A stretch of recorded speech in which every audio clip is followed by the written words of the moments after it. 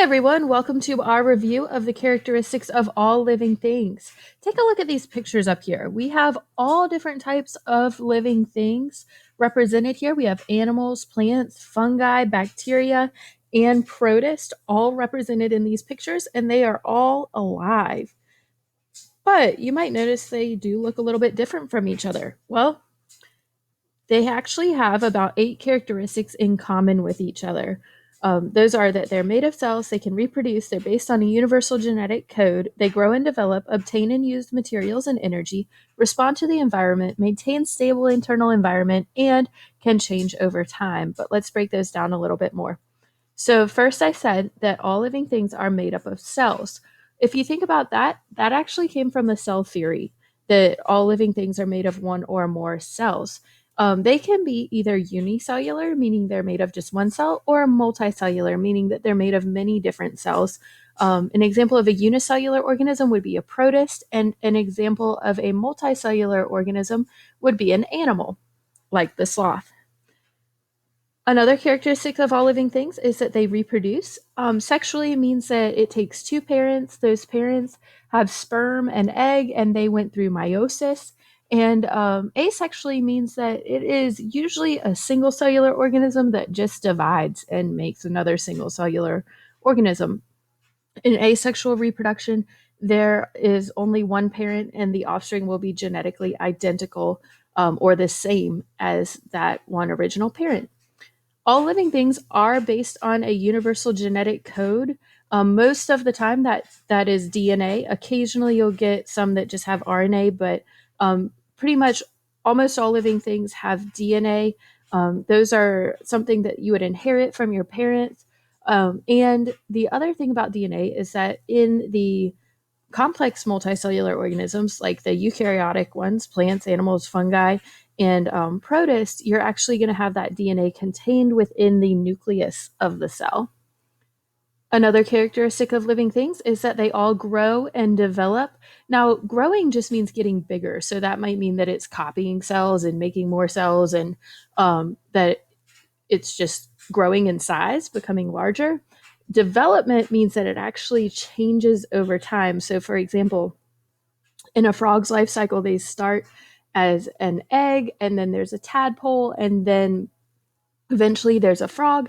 And basically, what happens during that development is that cells become specialized to do their certain jobs. So, for example, when a frog develops, certain ones of its cells become specialized to be the frog's eyes, and certain ones become the frog's legs. But those cells specialize, and they will have particular jobs in that adult animal or other living organism. Another characteristic of living things is that they obtain and use material and energy. Now, that is called metabolism. Metabolism is basically building up or breaking down energy. And the two examples of metabolism are two things that we've already talked about recently: photosynthesis and cellular respiration. Now, photosynthesis is only going to be completed by organisms that can make their own energy, such as plants and some protists. And cellular respiration is going to be completed by almost all living things. There are many different types of heterotrophs that do cellular respiration. That means that they get their energy from something else. They could be carnivores, they could be omnivores, they could be herbivores. All different types of heterotrophs will do cellular respiration to get their energy. Remember, photosynthesis and cellular respiration are related to each other. The products of photosynthesis are used during cellular respiration, and the products of cellular respiration are used during photosynthesis. So it creates kind of a cycle of materials in the world. Another example of a characteristic of living thing is that all living things respond to their environment. They detect different stimuli. So some of those stimuli are external, things like touch or temperature. So, for example, let's say you took your hand and you accidentally touched the hot part of the stove or oven. You would respond to that temperature stimulus, and you would move your hand away. That's responding to the environment. In some external stimuli, it actually isn't like a quick response that's going to happen. For example, when the sun is shining, A plant is actually going to respond to that sunshine by growing towards the light, and that takes a lot of time. You might not notice it in 1 day or 2 days. You might have to do time-lapse photography to notice the response. Other stimuli might be internal. That means something like having low blood sugar. You would release the glucagon out of your liver and be able to increase your blood sugar level. And that's an internal example of a stimulus. Just like for blood sugar, if you had too much sugar in your blood, your body would to detect that stimulus and release insulin to lower your blood sugar. All right, another characteristic is that they maintain a stable internal environment. That is also known as homeostasis. So the definition of homeostasis is maintaining a stable internal environment. And it's kind of like your body's a thermostat. Basically, for example, if you get too warm, you will start to sweat, and that will help you cool down and maintain that internal environment. If you get too cold, you will start to shiver, and that will cause you to warm up, and that maintains your internal environment. If your blood sugar is too high, you will produce insulin, and that will maintain your stable internal environment. If you are dehydrated, your kidneys will take less water out of your blood when they filter your blood, and that will help you keep water in your bloodstream. So all different types of things that bodies are doing in order to maintain stable internal environment. And that can be very, very simple. Think of the single cell organisms like bacteria or protists. Those are going to have to do really simple homeostasis. Basically, what that would mean is that they are doing osmosis and diffusion to maintain their internal environment. So it can be really simple or it can be really complex. Finally, as a group, not as an individual, but as a group, living things can change over time. In the theory of evolution, which we'll talk about soon, species can change over a long period of time. Basically, a good example is those blind cave fish, like the ones we had in the classroom. They started potentially as just regular fish. And as they continued to live in the caves over many, many, many generations, it became less important for them to have large eyes. And eventually their eyes got smaller and smaller and smaller and smaller and smaller until they altogether disappeared. And that's how you end up with blind cave fish.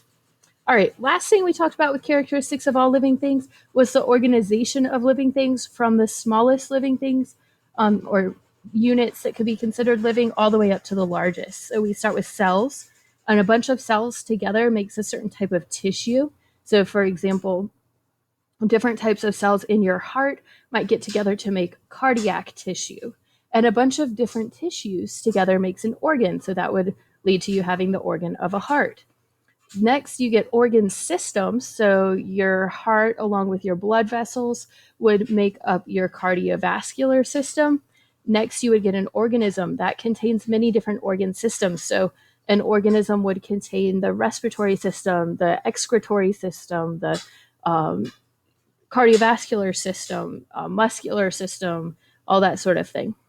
And then from organisms, you can make up populations. Now, population is when groups of the exact same species of organism live together in the same space. So all of the humans within Salem, Virginia, make up the human population of Salem, Virginia. And all of the rabbits in Salem, Virginia, make up the rabbit population of Salem, Virginia.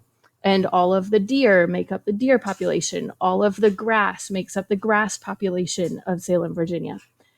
Next, beyond populations, you get communities. Now, when you have a community, that's many different species that all live and interact within the same space. So within Salem, Virginia, we have many different populations who interact. So a community could be considered all of the trees, the grass, rabbits, squirrels, humans, bears, deer, all the different living organisms that live in Salem, Virginia together make up that community. Next level is ecosystems. Ecosystems include both living and non-living organisms. So, or both living organisms and non-living objects. So if you think about that, add in all of the pavement, the street lamps, the rocks, the dirt, the air, the water, all of those things that are abiotic or non-living, together with all of those organisms in the community make up the ecosystem. And finally, you have biosphere, which is all of the places on Earth that contain any living organism make up the biosphere. Thanks for listening.